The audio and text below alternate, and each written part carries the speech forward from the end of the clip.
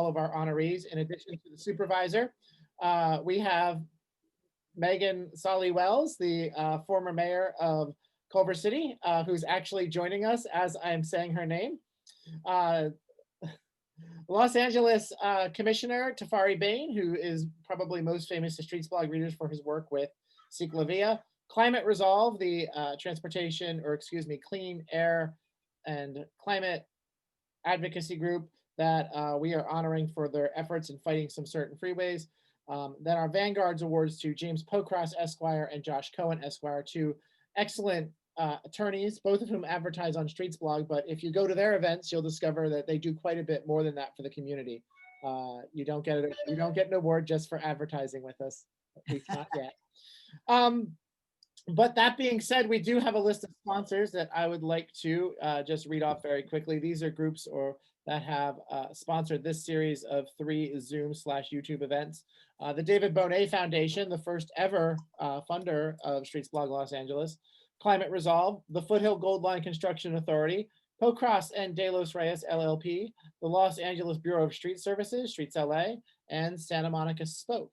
So I think that covers the announcements portions of things. So I will hand it over to Joe. Welcome everyone to the Zoom Streetsies Awards. I'm honored to present this virtual Streetsies Award to Supervisor Sheila Kuehl, someone who I've listened to in a lot of meetings and who I knew was great on the environment and many other issues, and who has impressed me and many others with her work on the Metro Board. Sheila Kuehl was the first openly gay or lesbian state legislator in California. She was in the state Senate and Assembly, and was instrumental in passing anti-discrimination legislation and was a strong fighter for the environment.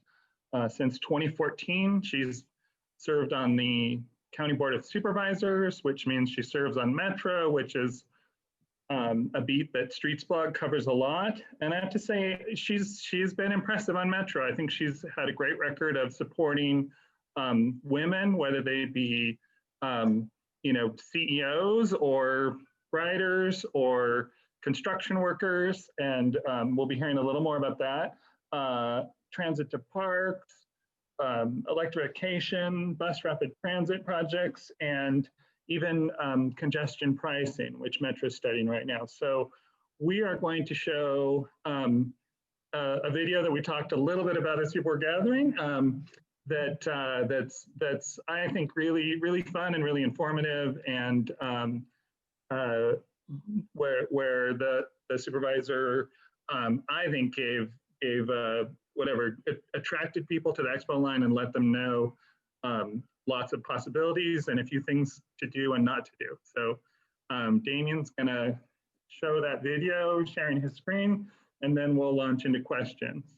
Let's jump into questions. So I'm gonna ask 4 questions that I've kind of teed up, and then from there will be the thought was to take questions from the audience as in the chat. So if you have if you would submit questions in the chat, and then I'll read those. I was thinking that we would have lots of people and I'd be worried about controlling it, given that we have a whopping 8 persons and seeing it live.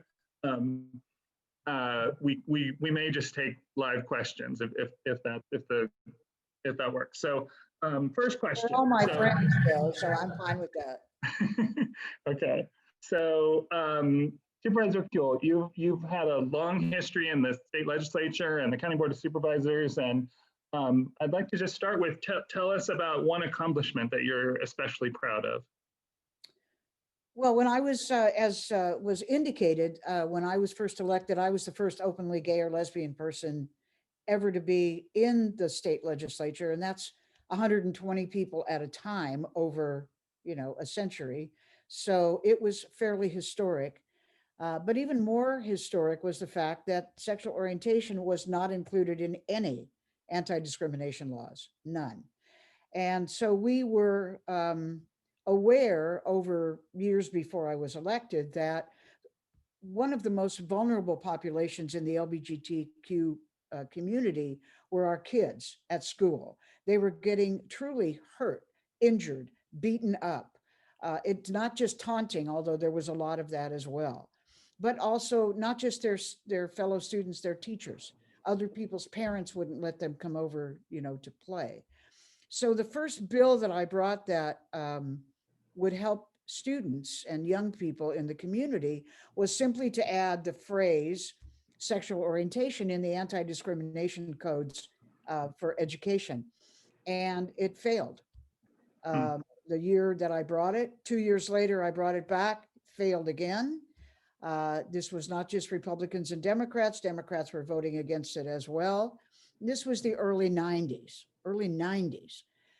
So the third time I brought it, there are 80 people in the assembly. We got the vote up to 40 and it got stuck. You need 41. It got stuck. So we had to, let it go. And over the summer, the Antonio Villaraigosa, who was the speaker, and then Bob Hertzberg, who was the next speaker, they found the 41st vote. So we came back in for the end of the session, grabbed a bill that was already in the Senate that had to do with school buses. See, there's a transit story here.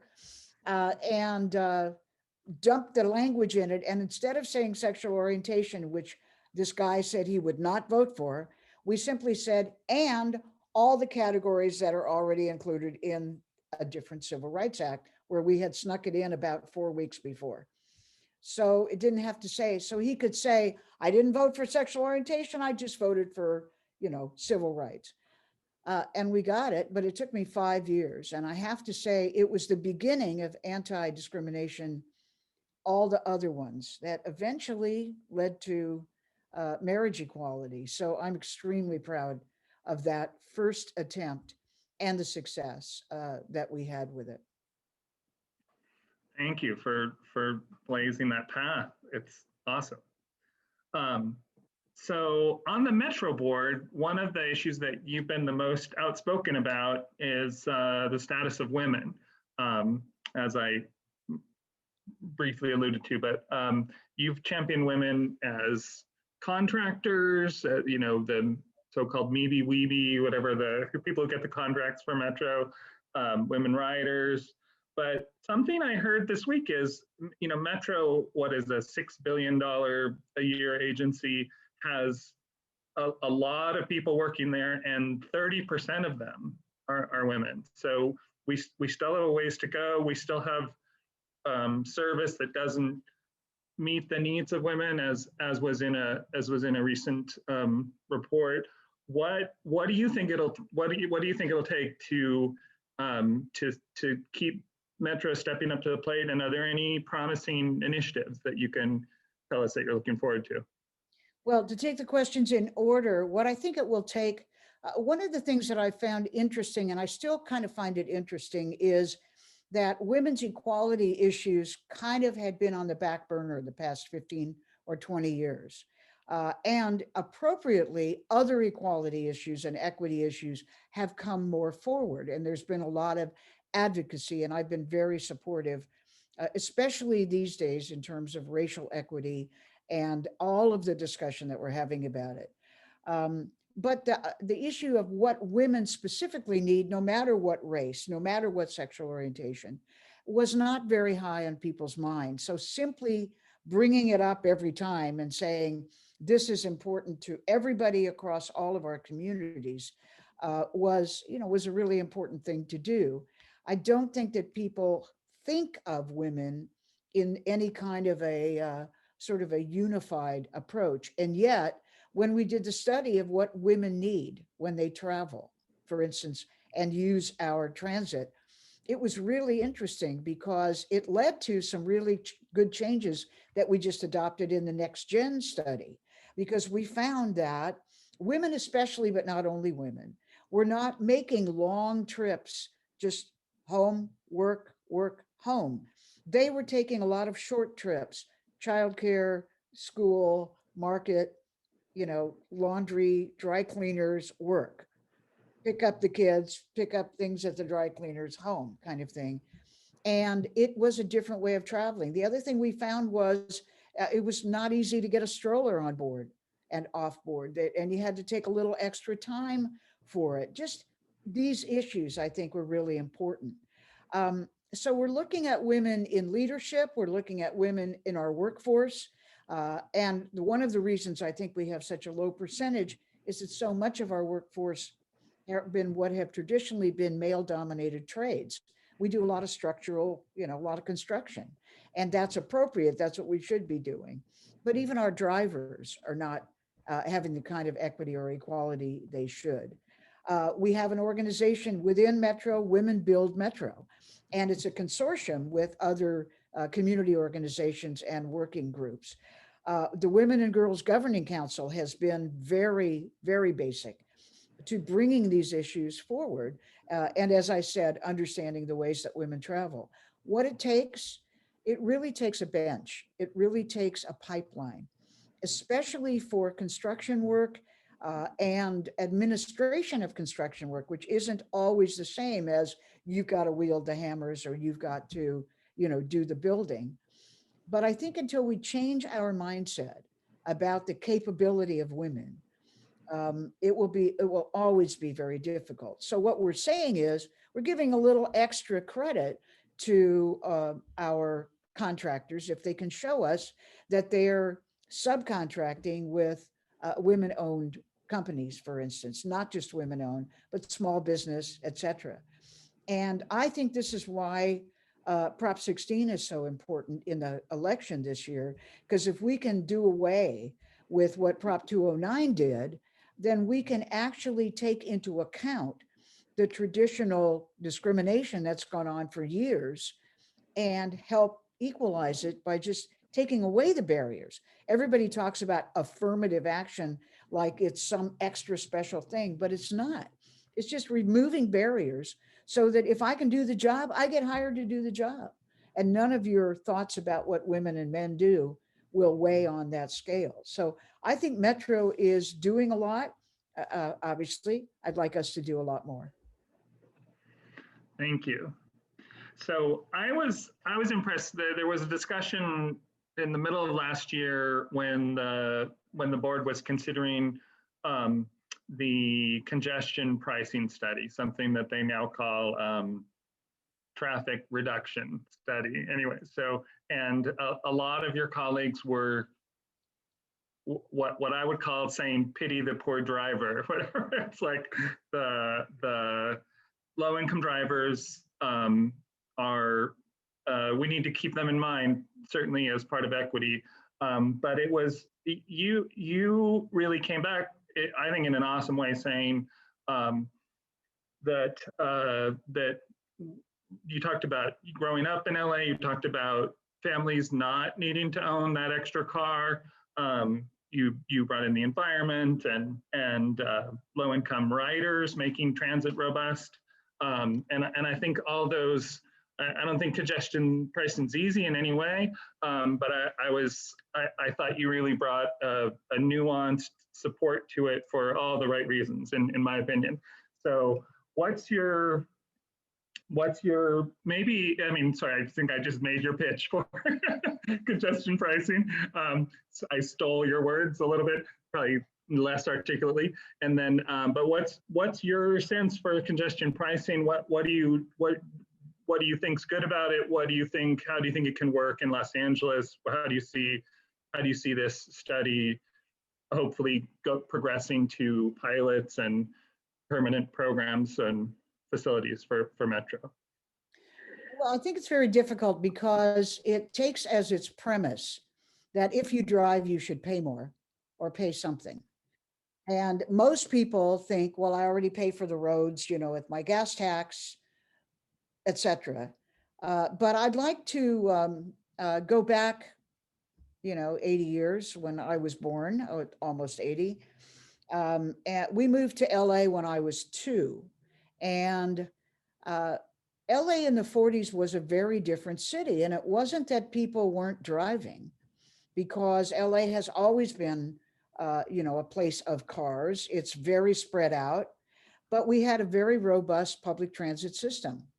And not just the red cars, but I mean streetcars that went everywhere. And everybody rode on them. I mean, it was a kind of a great leveler, just like we would all go downtown to see the holiday windows in the department stores. And it didn't matter if you were rich or poor or whatever, we'd all be standing outside looking at the windows. Downtown was a big mixer at the time. And so most people I knew, middle class, upper middle class, had a car. And we all took the streetcars. I was a TV actor and we took the streetcars, you know, I mean, it was not seen as kind of a class thing. So what I would love to do is to return people's heads to a time when they thought that public transit was the right way to go, that you didn't have to have your own little bubble or cocoon to drive in, because everybody's got headphones now, so you don't need to listen to the music in your car, listen to the music, you know, from your phone.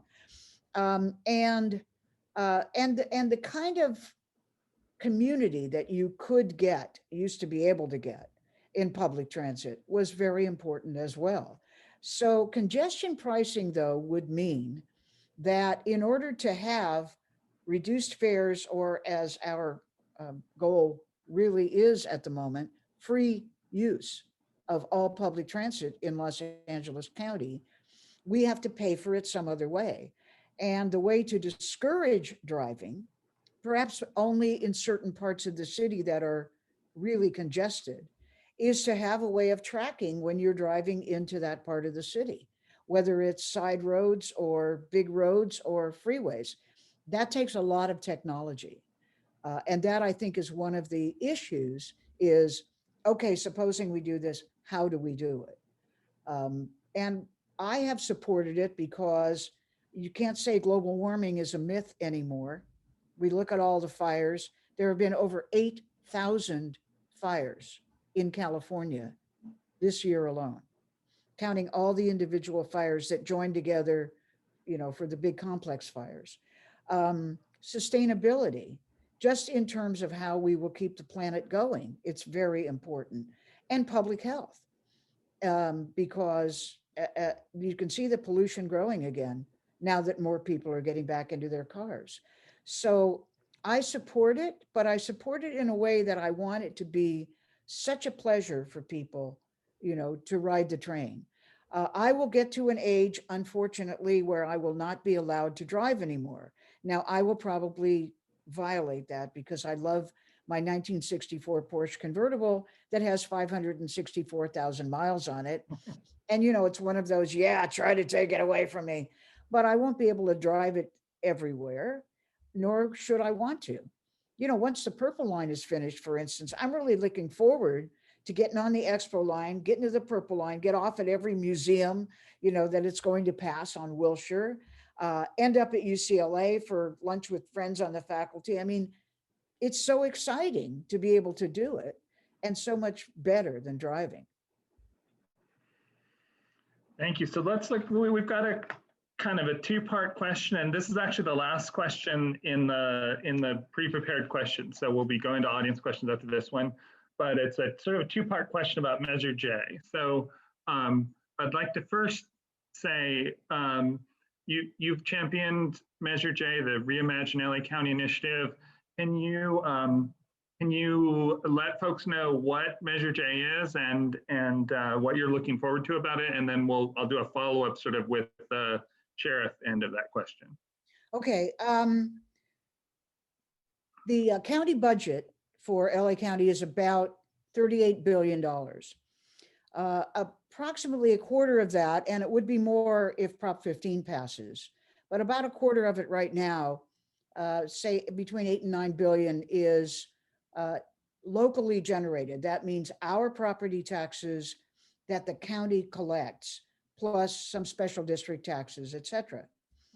That is totally allocable by the County Board of Supervisors, that 25%.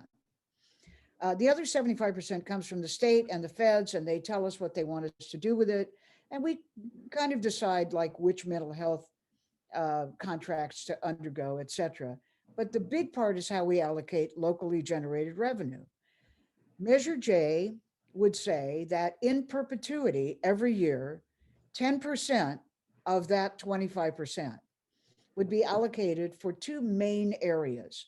One is alternatives to incarceration, because as you know, the Board of Supervisors has been moving over the past at least 5, if not more years, to try to appropriately place people who have violated the law in places that will help them not do that again. And jail has, for many of them, not been the place. The other thing is 50% of all the people in jail in the county haven't even had their trial yet. They simply can't get out because they can't afford the bail.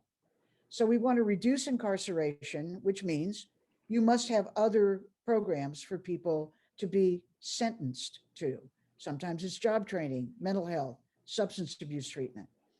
The other half of Measure J, it's not exactly 50% because there will be a committee to allocate it, will go to what's called community investment. And that you can read it when you read Measure J in your ballot measures. And community investment really is housing, jobs, uh, programs for youth, because we really want there to be youth development all across the county.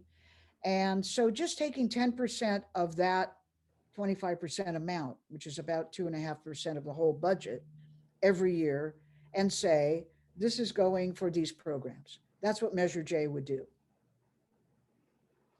Excellent. So when the county supervisors first started getting Measure J on the ballot, the sheriff tweeted pictures of Mad Max and said that things were just going to not work with this, and it feels like it's going to Measure J is a big part of sort of reimagining public safety, and I'm curious how big a hurdle do you see the sheriff being, the sheriff's department, and what way forward do you see for the county to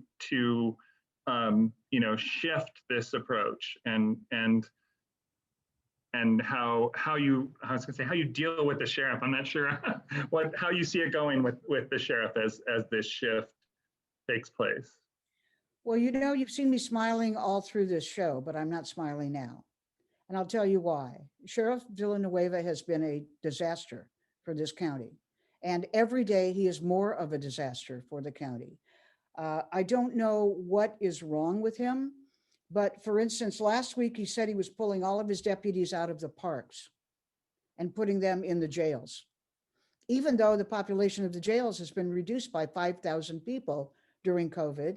We wanted to get them out of there so everybody wouldn't get sick. So why he's doing that? Poke us in the eye. I can't even tell you. He has done nothing about the sheriff deputies' gangs in so many of his, local offices. It's so bad that the Civilian Oversight Commission voted unanimously to ask him to resign. And last week, the deputies' union put out a mailer to their own members saying the sheriff should resign. And if the sheriff doesn't resign, his leadership team should resign. So it's not us. Everybody always tries to characterize it as a war between the sheriff and the supervisors. The sheriff has done unprofessional and negative things for the county. The supervisors have been trying to say, all we want is some transparency. We want to see what you're doing. We want to understand it. And when we tell you that we're cutting everybody's budget because, have you heard, there's a pandemic and we're not getting the kind of revenue that we did, he's treating it as though we're only cutting his budget. Secondly, Measure J has nothing to do with his budget. We are reducing his budget, whether Measure J passes or not, because we have to reduce all budgets. We're down $66 million between last year and next year. So you have to say, where would you like your haircut? He never cooperated in telling us. So we said, okay, we've been waiting, so we have to do it ourselves. And that's what we're doing. The third thing is we're taking actually a much more aggressive measure because frankly, at least Mark Ridley Thomas and I are sick of this man. And I think everyone else is too, except for Fox 11 News, which seems to have a crush on him. I don't know what it is.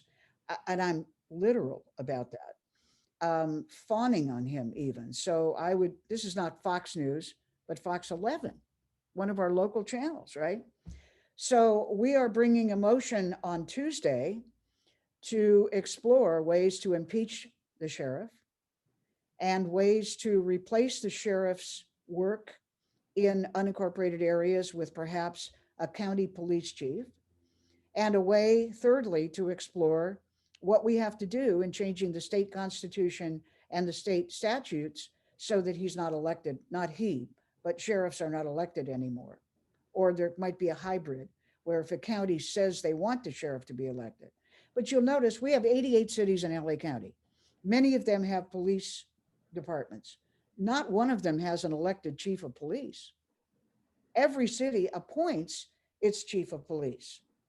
Megan is nodding. She knows. I mean, she knows what goes on in cities, and the rest of you do too. Judy was the mayor of Santa Monica, and they, they're all appointed. So we're serious about this. But the final point is Measure J is not money taken out of the sheriff's budget. He's been lying about that. He's trying to scare people with that. You've got $9 billion of locally generated revenue. 2 billion goes to the sheriff. Less than $1 billion would go for Measure J. That comes out of any place in the 80%, not just the sheriff. His cuts have to be taken because of COVID, the same as any other department. So he wants to mix those things up to scare people, but don't be fooled. Vote yes on Measure J. Well, thank you. That ends the very specific questions that I have. Are there, maybe just raise your hand on Zoom, and Damien, if you can help me. Who's got a question for Supervisor Kuehl? Looks like Megan. So we'll start with her, and you are, I'm asking to, I muted you again. I'm sorry. Now I'm asking to unmute you. My hands are up. All right. Megan. Hey, I have so many questions. I'll kind of narrow it down to two. One, following up on Joe's question about empowering women. We have the possibility of having the 5 little queens instead of what used to be the 5 little kings. So I'd love to hear like what your vision is for what that would look like, and how we can continue the good work that you're doing.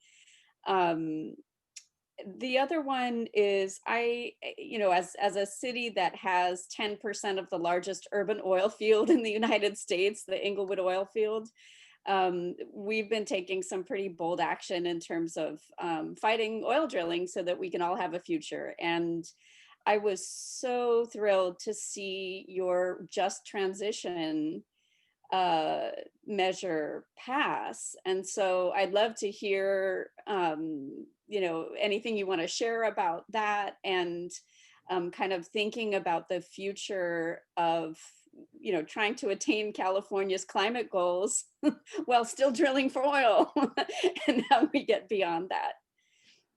Well, in terms of the 5 queens, I want to be very clear. I have not endorsed in that race. And the reason I have not endorsed is because I work with Holly and I work with Herb. I mean, in Sacramento, they were both incredible allies through all of the fight about the gay stuff, through all of the fight about all kinds of social justice. They were both extraordinary. And so I don't like poking friends in the eyes in the middle of their campaigns, if you know what I mean. So it is possible, if Holly wins, there will be 5 women on the Los Angeles County Board of Directors, a Board of Supervisors. And I have always sort of shied away from saying what a difference it makes when women do this than when men do this. Because, I could say some of my best friends are men. And it's, but there is a bit of a difference in the way that we communicate, and also lived experience. A lot of women's lived experience, though men are getting more able, because of anti-discrimination measures, to be more with their family. And I'm sure many of them will say, I'm really with my family now because I'm home every minute. But women tended always to think more about legislation that related to children, legislation that related to families.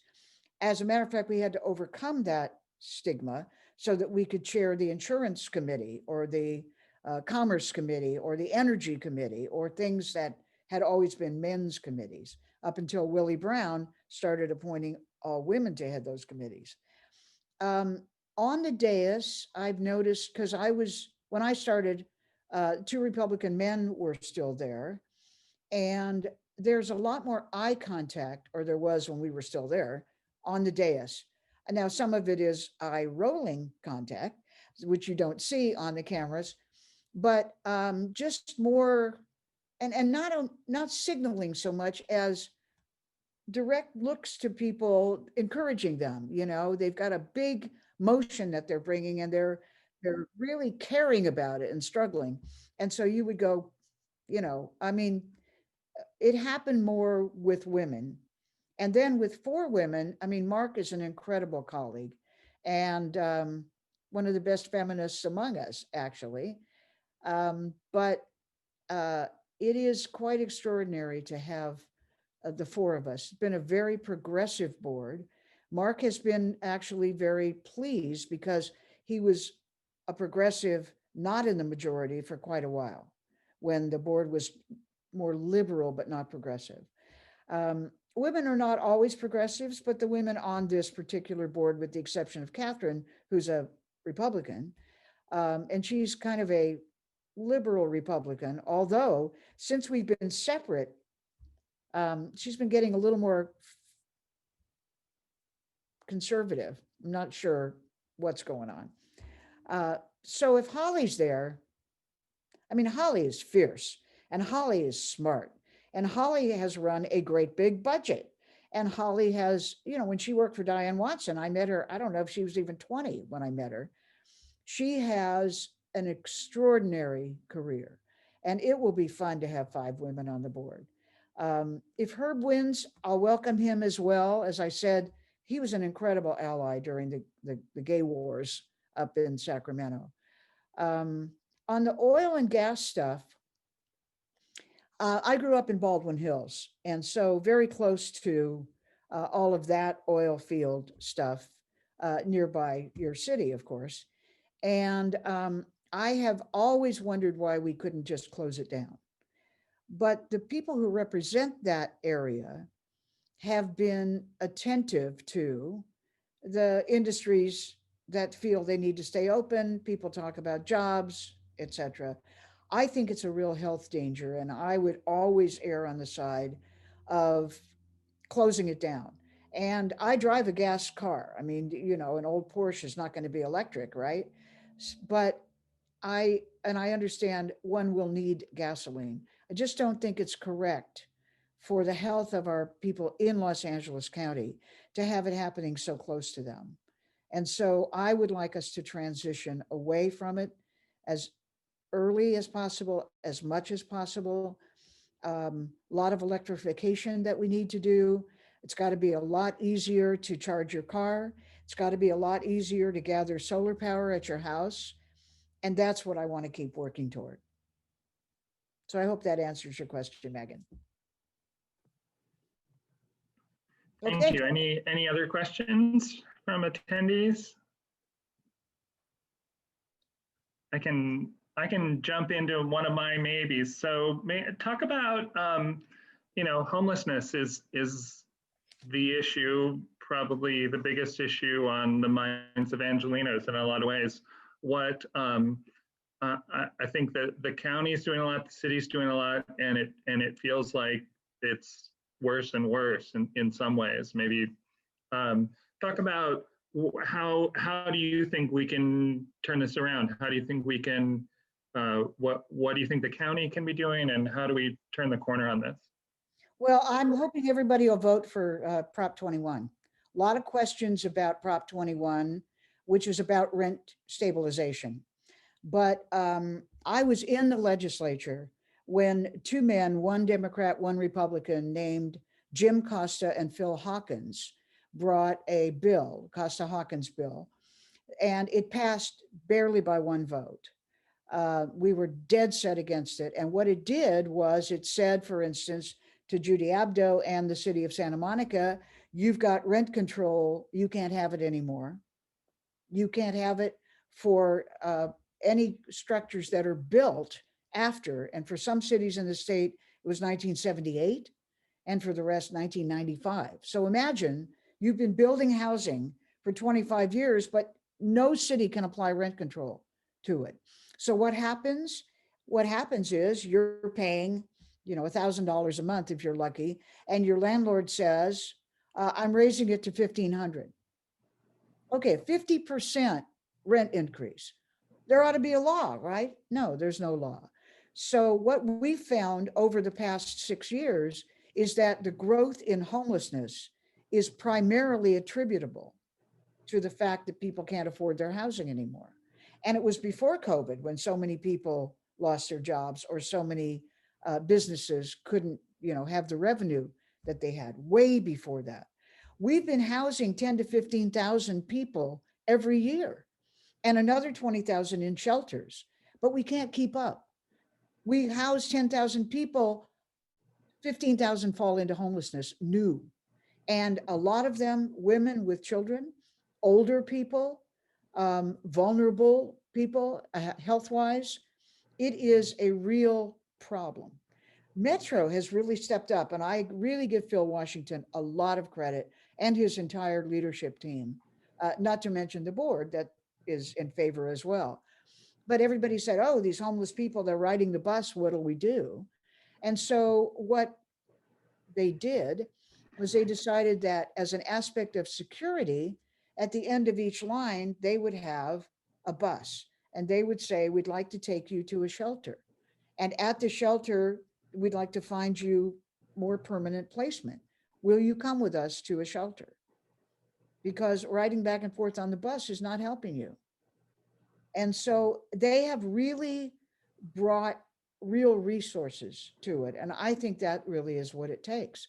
But until we make a real serious decision that we are going to limit what people can charge for housing, or at least limit the raises to 2, 3, 4%, something that's way beyond what your bank is paying you anyway, and fair, we are never going to solve the homelessness problem. Thank you. Any questions? I'll keep going on my list. So this is one we got commented that's I'm going to try to ask it in the nicest way possible. The board recently voted a 20% service cuts for transit, and the revenue, sales tax revenue, largely under COVID has been down, and so the Metro budget's really tight, and nobody wants service cuts. But I think that was a pass. Some people have said, some commenters have said, ask her why she voted for service cuts. But the question I'd like to put to you is going forward. So Metro is, it looks like some of the revenues are starting to rebound. Is there, how can we, or what do you see the future is for service for Metro, budget-wise, COVID-wise, recovery-wise? Well, I think it's always difficult. I mean, if you think we cut service at Metro, you should see the county. I mean, if you lose $66 million in your revenue, as we did in the county, then we have to say to everybody, how will you reduce it? And I'm certain that all of you who work with our cities are having exactly the same thing. And then you look at your own budget. So it was a fiscally correct thing to do, to find a way to afford to keep most of the routes going. And there are only a number of ways that you can do it. But we're also seriously committed to two things. One is, I was a co-author on a motion that said, we're going to revisit this every month. We have to look at whether more people are riding, we have a little more revenue, or maybe we're going to get it from sales tax, have a little more revenue. I mean, I've always also been quite reluctant to reopen a lot of areas, even though that would bring in sales tax. Because we saw, for instance, last week, cases shot up to 3,000, 2,000 again in one day. Now, some of that is because, we weren't getting reporting right along, but it's still 1,200 people a day getting infected. So I don't know if the sales tax revenue is going to go up. Ridership may go up.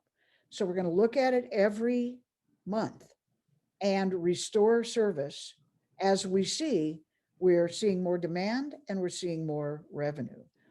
The larger issue, I think, is the adoption of the next gen studies, which we did last 2 days ago.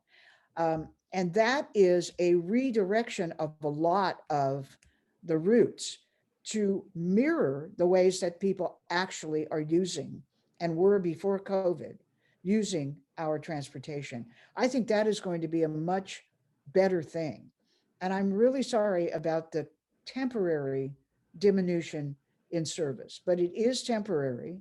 It is one of the things we had to do in order to make the service match the revenue. We're not hiding it away somewhere. We really want to deliver. And our cuts are actually less than a number of the larger transit services in the larger cities across the country, quite a bit less. Yeah. So, we're trying, but I do think it was a responsible thing to do. I don't apologize for it, but I like revisiting it every month. Thank you. Any questions from attendees, or should I keep going? Teresa, why don't you jump in? Thank you. Hi, good afternoon, Supervisor Hi. Kuehl. I'm Teresa. I was formerly with Supervisor Solis's office many moons ago now. Thank you. But now I'm a commissioner for the Board of Public Works with the City of Los Angeles. And seeing that we're working a lot with like street vending, and they're a vulnerable population. We've been doing a lot of work with your DCBA, with Department of Consumer Affairs, and just wanting to see if, what kind of, additional action you can help us with public health fees, seeing that they're just, they're over $1,000 for a lot of street vendors, and that just doesn't seem like it's feasible. And I mean, we see street vending all over, the world. It's very common. And New York City has, just like a, either like a green permit, a red permit, something that is, scalable. But here in Los Angeles County, it's pretty excessive. And so I just wanted to hear a little bit from you about that. Well, as you probably know, Teresa, Hilda knows a lot more about it than I do and has taken the lead. And I give her credit for trying to make it work for street vendors. One of the things that we've been trying to pay attention to at Public Health is that they're being asked to do everything during COVID, everything. We want them to inspect every day. Though we are going to establish the workers' councils to kind of help be eyes, in the various areas. I think the fees are too high for street vendors to be able to pay. I agree. What we have been trying to do is to right size what is charged to everybody for the inspections that Public Health does, so that we can keep them up.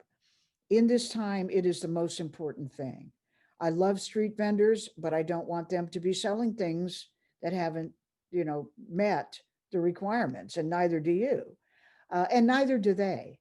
And I think the motion that we passed to help perhaps manufacture carts that they can afford and use and would be better equipped during the pandemic in terms of shielding, et cetera. And I have followed Hilda. I've co-authored a lot of motions with her about it. So we'll continue to look into it. I don't want to back off on inspections. I would like to make them more affordable. I hope that didn't I sound appreciate that. No. Thank you. That was very honest. Thank you. politician's answer, right? Like, on It's the good though. It's a work in progress. These things don't happen overnight. I understand. I appreciate it. Thank you. All right, thank you. Thank you. Michael, looked like you had your hand up. Needs to be unmuted. Ah, there Okay, he is. Hey, Michael. unmuted. So I'm a parks advocate and I teach in the arts, and there are so many demands for safe streets and transportation needs and homelessness and police reform. How in the world do you balance all of these requests, and how do we get our requests to you? Do you have a great staff? Do you read the paper? Do you have a Ouija board? What is it? How does it work? Is it this, how do you do it all? All of the above except for the Ouija board. Okay. My great staff on my screen is right below you in a square. Madeline Moore. Now, Madeline, I have 41 people who work with me. I have never had so many people, and they are so A+ because I only hire for excellence. I really recommend it. Maddo, well, Maddo is my transportation deputy, but also registrar recorder. So you can imagine she's got a Been a little, busy weekend. oh my God. And all the legislative stuff, state and federal. So, and Maddo is one of many. In terms of parks, Maria Chan Castillo, who worked with Zev for many, many years, and I begged to stay on with me, is my deputy for parks. I think we have paid a lot of attention, even though there's only one county park in my district. We still pay a lot of attention to what parks can do and what we want them to do. And I've always been very supportive to, getting transit so people can use the parks, including the beaches, which people forget are probably the largest set of parks we have in LA County. And that it was one of the reasons why I was so happy that Expo went all the way, out to the end of Santa Monica, because it was a way to get to the beach. I'm really angry at the sheriff wanting to remove deputies from the parks because I think people want to be safe. But in a way, Michael, it's an opportunity for us to say, maybe we don't need people in uniforms with guns. Yeah. Maybe what we really need is something a little bit better to work with people, gang intervention, whatever is needed. And so I think that it's difficult though right now because so many homeless people are feeling safe in parks and therefore using them. Although thanks to Judge Carter saying that everybody that's under a freeway is going to find a shelter, the tents have tripled under every freeway. So maybe that clears the parks out a little bit. I'm being a little bit facetious. But I'm not sure what to say. Anybody, the very best way to get to me is to go through my district offices. Fernando Morales in the West LA office, Benita Trujillo on the Van Nuys and East in the San Fernando Valley, Tessa Charnovsky in the mountains and Malibu and West Valley. They get stuff to me instantly. And twice a week, I have a leadership meeting with Tori Osborne and Lisa Mandel, who are my leadership team. And we go over everything sent to us. So everything gets to me. You don't have to worry about that. And I do Great. read, but I don't have a Ouija board. I think we have time for maybe one more question. This is what Damien's parents gave me this question, which is, and I guess we That would be my we in-law. don't talk a lot about candidates. We talk more about propositions and measures. I think Damien wants to deliver it. Go ahead. Oh, great. Yeah, no, this is the obligatory. We have Supervisor Kuehl. So it's the obligatory Zelda question, which would be if she were here and she were voting in LA County elections, would she be voting the same way you are on propositions? Definitely would. Although I have to say in her time, she was less political, which many of us were. My generation, was clueless, really. It was pre-60s activism, though because I worked at UCLA, I got smack in the middle of 60s activism, which changed my life.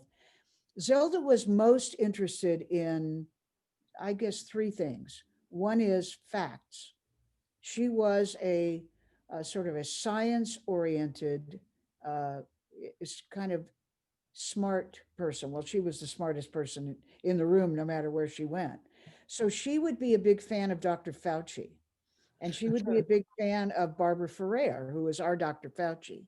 She would probably be deeply engaged in the issues about wearing a mask, keeping distance, all of that. I think she would be a spokesperson for, wisely taking care of communities. Second thing is, we were all really interested in friendship and taking care of each other. We would have our arguments for 28 minutes. And then in the last 2 minutes, we would all come back together at every show because we had to be there for each other. And I think that would translate into her concern for community. And she hated being lied to. So she would undoubtedly be in favor of Prop 15 because we were lied to about who that was going to protect in terms of property tax. I thought it was grandma, and it turned out to be mega corporation, that was really protected. So Prop 15 says, let's continue to protect grandma, all the residential property, including rental, but let's have businesses pay their fair share in terms of rental property tax. And that will help the community because of the way we use it. The third thing is she would have been a big fan of RBG. Big fan, because RBG was straight ahead smart and straight ahead on the rules and straight ahead on explaining why a thing made sense, but stay within the law, to do it. And I think Zelda probably would have turned out to be an attorney. I don't know if she would have run for office, but she would also be, I think, a fan of Prop 16 because of the fairness aspect of doing away with the old Prop 209. I think she would vote the same way. We might have a discussion about Prop 25 and bail. I'm not sure. She might be more progressive about wanting to go further. And I would say, we are going to go further, but let's hold on to what we got and not go back to the old system, which is why I'm a yes on 25. So I hope that answers your question. And for those of you watching this later that don't know who the hell Zelda was, What? in the late 50s and early 60s, there was a series called The Many Loves of Dobie Gillis. And my character, Zelda Gilroy, was always wanting to be Dobie's girlfriend, and he wanted everybody else. And so the whole plot point was the wild things she would go through to try to convince him that he should choose her, including stowing away on a ship one time and trying to get the captain to marry them. But at the very end, when she realized she had tricked Dobie into it, at the end, she said, you know what, I can't go through with this because I can't be party to a trick, even if I'm the one who did the trick. So I really liked her. I feel like she was my little sister. Well, thank you for all you've given us, Supervisor Kuehl. We're out of time, but congratulations on the Streetsies Award and keep up all the great work you're doing. Thank you. I'm very honored. Thank you, all of you that decided on this award for me. And I don't open the door to strangers, Damien, so be careful when you have it delivered. Thank you so much. I'll bring it to our mutual favorite restaurant. There you go. All right, I'll be there. Thank you all. Thank you. Bye-bye. Thank you. Bye, everyone. Have a good evening. Go Dodgers.